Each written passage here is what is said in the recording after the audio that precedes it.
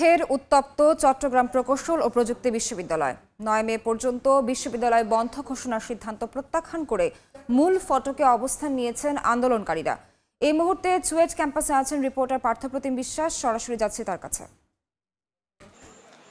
ফের উত্তপ্ত হয়ে উঠেছে চট্টগ্রাম প্রকৌশল ও প্রযুক্তি বিশ্ববিদ্যালয়। কিছুক্ষণ আগে নিরাপদ সড়ক আন্দোলনের দাবিতে আবারও কিন্তু আন্দোলনে নামার ঘোষণা দিয়েছেন চট্টগ্রাম প্রকৌশল ও প্রযুক্তি বিশ্ববিদ্যালয়ের শিক্ষার্থীরা।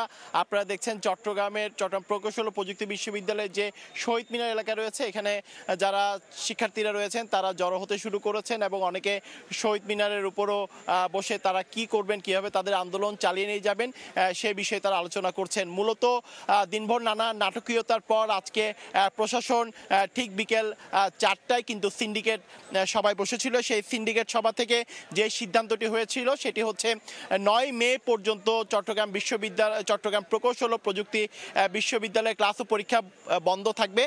সেক্ষেত্রে বিশ্ববিদ্যালয়ে যারা শিক্ষার্থীরা রয়েছেন তারা যে কোনো ধরনের উচ্ছৃঙ্খল আচরণ কিংবা যে কোনো আইনশৃঙ্খলা পরিপন্থী কোনো কার্যক্রম ছাড়া তারা হলে অবস্থান করতে পারবে।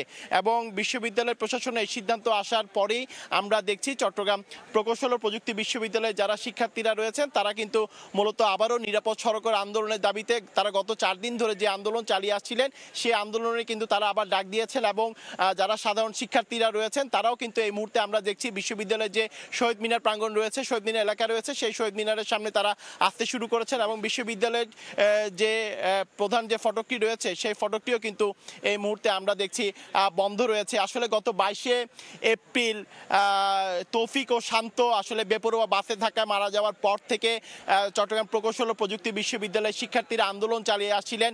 চট্টগ্রাম কাপ্তাই যে সড়কটি রয়েছে সেই সড়কটি অবরোধ করে তারা 4 দিন তাদের যে আন্দোলন কার্যক্রম সেটি চালিয়ে আসছিল। এবং গতকাল যখন আন্দোলন চলছিল তখন এই বিশ্ববিদ্যালয় প্রশাসন তাদের 151তম সভায় অনির্দিষ্টকালের জন্য বিশ্ববিদ্যালয় বন্ধের ঘোষণা দিয়েছিল। এর পরিপ্রেক্ষিতে কিন্তু আন্দোলন আসলে তারপর কয়েক দফা তাদের মিটিংয়ের পর রাতে আসলে আন্দোলন থেকে সরে আসে বিশ্ববিদ্যালয়ের শিক্ষার্থীরা। এরপর আজকে আবার বন্ধের বিষয়টি পুনর্বিবেচনা করা হয়। 9 মে পর্যন্ত বিশ্ববিদ্যালয় বন্ধ রাখার সিদ্ধান্ত নিয়েছিল বিশ্ববিদ্যালয়ের প্রশাসন। সেক্ষেত্রে শিক্ষার্থীরা হলে অবস্থান করতে পারবেন এবং সেই সিদ্ধান্ত আসার পর থেকেই মূলত আবারও নিরাপদ সড়ক আন্দোলনের ডাক দিয়েছেন চুয়েটের শিক্ষার্থীরা। তো এই ছিল আমার কাছে এখনো পর্যন্ত চট্টগ্রাম প্রকৌশল ও প্রযুক্তি বিশ্ববিদ্যালয়ের সামনে থেকে এখানকার সর্বশেষ খবর। এতক্ষণ সরাসরি যুক্ত ছিলাম চট্টগ্রাম থেকে।